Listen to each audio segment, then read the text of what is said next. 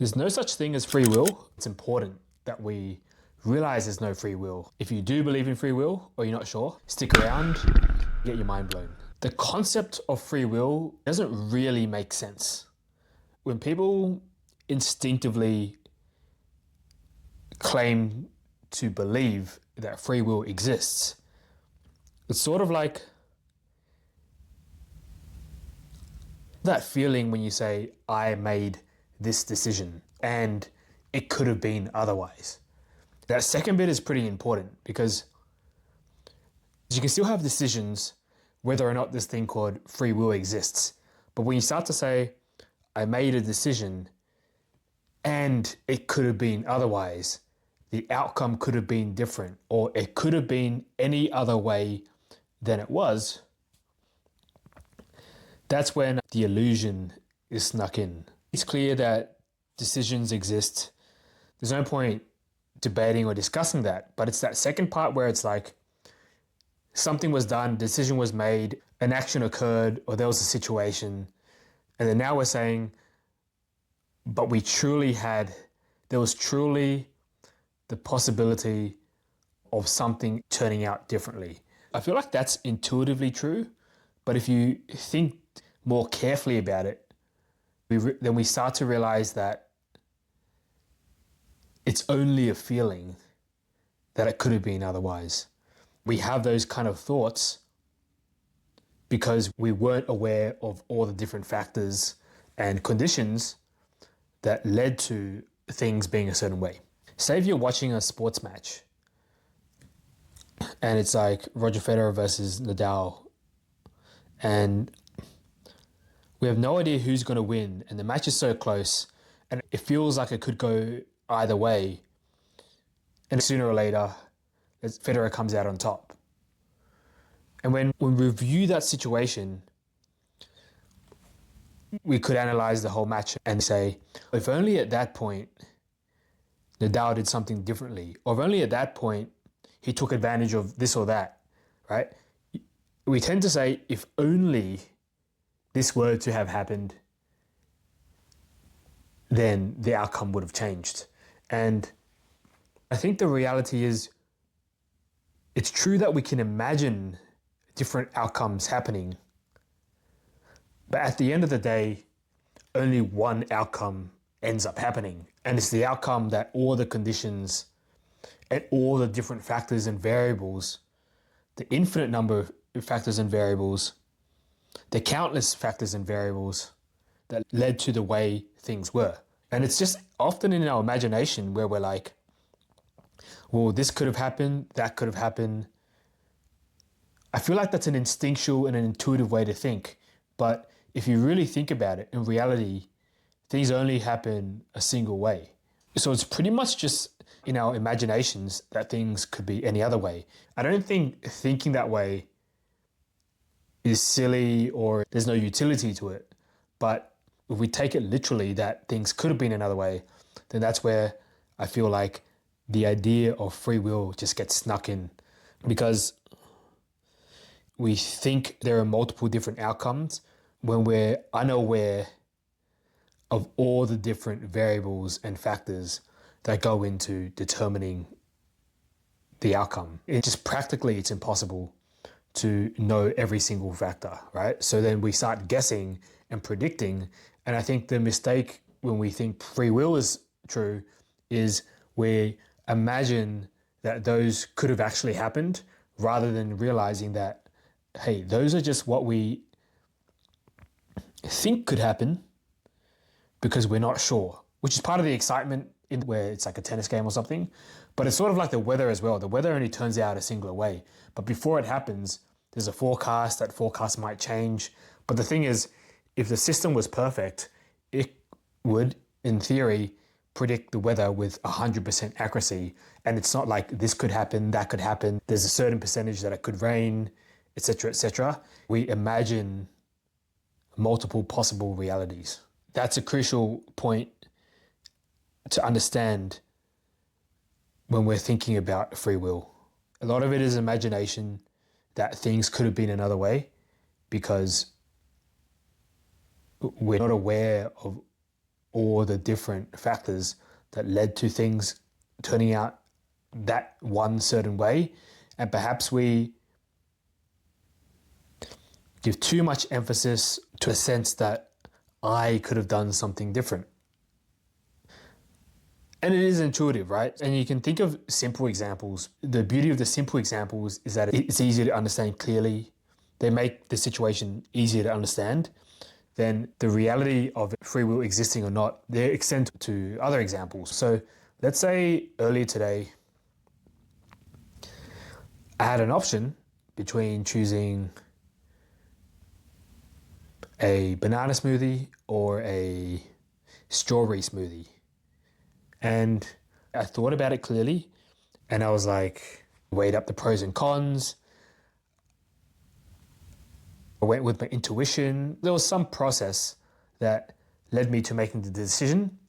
Maybe it was a snap decision, maybe it wasn't, but it's all beside the point. In the end, I'm like, fine, today I'm gonna go with the banana smoothie.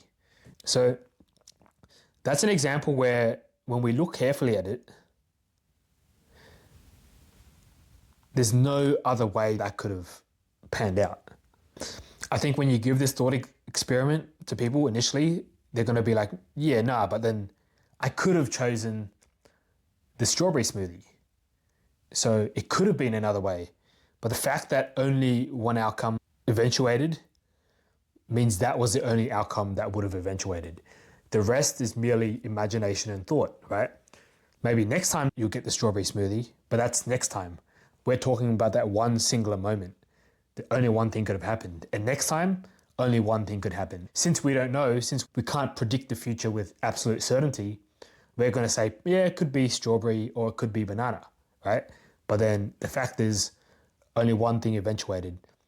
And I think it's important to understand that in such a simple situation where someone is given a choice, give them as much time, as much deliberation, as much thinking between the two choices. Even in such a situation, there's still no free will because at some point or other, the decision's just going to arise. The intention's going to arise. The decision's going to arise that this is the choice that's being made. And you could go whatever direction you like with it. You could say that's conditioned on their mood that morning, their preferences for a certain flavor, their genes, their DNA, the marketing, the brand, everything. And you can just keep going back into the past and looking at all the external factors and internal factors that brought them there. Given a simple choice between two things, try to understand that there's still no free will there, despite there being a choice. If we can distinguish between choices and free will, then it's also easier to accept that there is no free will, right? Because often when we're dismissing free will, some people will say, yeah, but I made a choice. But then that's not the concept that we're dismissing when we dismiss free will. Of course, there are things such as choices. Like, we're specifically dismissing the fact that the outcome of the choice in that specific circumstance could have been any other outcome.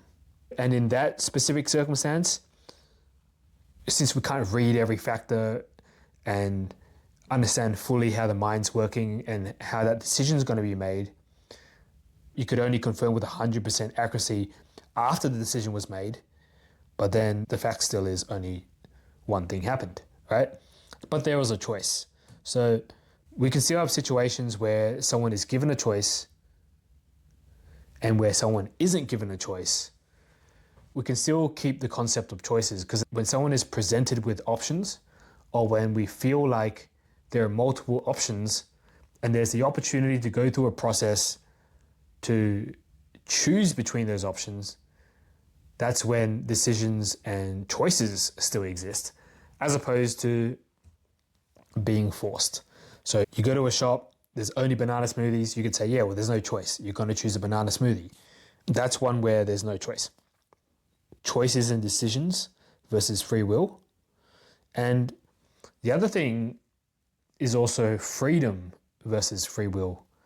I think it's important to distinguish between these concepts because sometimes people think we're dismissing the idea of freedom when we dismiss free will. It's similar to the choice thing. There are many types of freedoms. Let's compare a country where people have the freedom to vote, and we'll compare it with a country where people don't have the freedom to vote. So in the first example, you might think, yeah, there's free will because you can choose who you vote for. You can vote for this person, you can vote for that person. But what there really is the freedom to choose between alternatives. But for each individual, no matter how much they deliberate, no matter how much they think about who they're going to vote for, there's no free will involved in that context. And neither is there when we're considering who ends up being in power, right? Because all the conditions of the world and the lives and the interactions of everything that lead to that point in history, in time, where the decision is made, right? Or an outcome occurs. And it's only one outcome. And it's due to our lack of genius, it's impossible to predict. It's impossible to know all the different outcomes. But if we had all the data in the world, if we knew everybody's past and we knew how their brains work, and basically we had all the information theoretically possible, and we had a perfect way of interpreting the information and models, you could probably predict who this person is voting for and who's going to win an election before it even happens. And when we start to think in those terms, then there sort of isn't free will. It's clearer that there's not free will when we realize that in principle, it's possible to predict these kind of outcomes, though in practice it's not, which helps promote this illusion, right? I think we're getting there. Soon these big tech algorithms, they're starting to understand us better than we understand ourselves. And so they're going to start being able to predict our behavior or the behavior of most people and their preferences, their likes or their actions before they actually do them. And then when that becomes more apparent, it might be more, acceptable, or it might be a bit more of a mainstream view that the free will doesn't exist and it's just an illusion, right? If you think there's multiple options, but something else can deterministically predict, then it's clearly you just thinking that you have free will rather than it being the actual reality. I don't think we actually have to wait until all these algorithms prove it to us. It's just that in principle that it could happen. And it's also the fact that if you really think about it, only one outcome happens.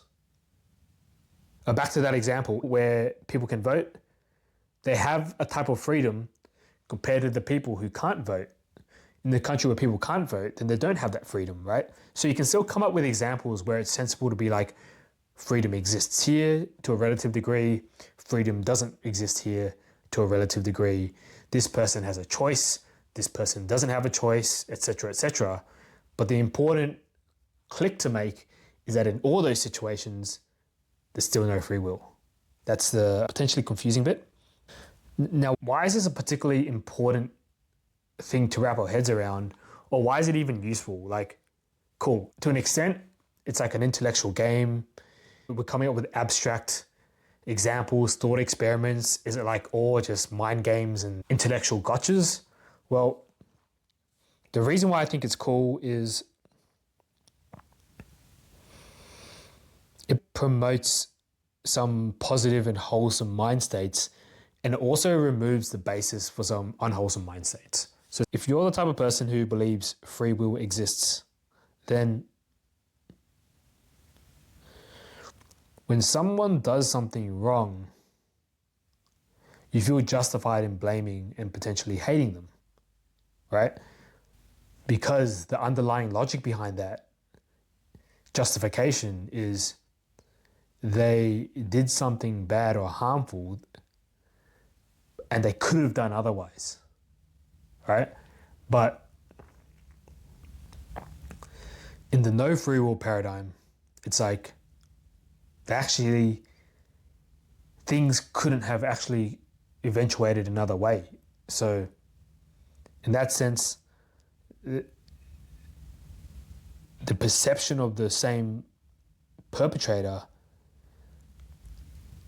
we start to perceive them as a victim of the circumstances as well, right? So we start to perceive people who do bad actions or harmful actions that can be harmful to themselves or others. The no free will paradigm, which I believe is grounded in reality, it's a basis for compassion arising for people who aren't fortunate, right? So whereas the free will paradigm, it's a basis for blame in terms of this person is an evil person, they shouldn't have done that. But also when people aren't fortunate or they're not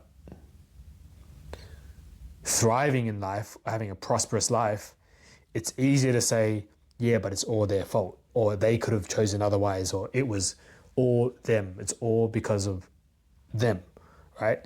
That's what we get when we buy in to free will. Now, on the flip side, when we do well in the free will paradigm, then there's the justification for arrogance and superiority. But in the no free will, the flavor is more like one of gratitude that we're fortunate to arrive in such good circumstances. So on one side, there's hate and blame and arrogance and ego. And on the other, there's compassion and humbleness, right? On one side, there's justification for punishment for being evil. And that's an interesting one because sometimes we think this person is evil or they've done something bad, therefore they should be punished. And when we take free will out of the equation, some people might be hesitant to throw it out of the equation because we're worried what happens, don't we need to punish people who do bad actions? And the thing is, even if you don't believe in free will, you can still justify it, punishment, though there are a couple differences. One difference is you're doing it for prevention rather than for punishment's sake. You could do it out of compassion. It's sort of like you've got to resort to punishment. It's more like a deterrent vibe, or it's like a punish this person so they learn their lesson, or punish this person to deter other people from making bad choices, right? Not punish this person because they're such a wicked person. So anyway, it's in a bit of a philosophical mood. I think it's really useful though. Tell me if it makes sense or what I'm saying is gibberish, but free will doesn't exist. The reason why that's a particularly good delusion to dispel is because we get rid of the basis for unnecessary blame, arrogance, replace it with things such as compassion and humbleness and gratitude. And remember, you can lose free will but still have choices and freedom and decisions. So anyway, food for thought. Let me know what you think and I'll catch you later.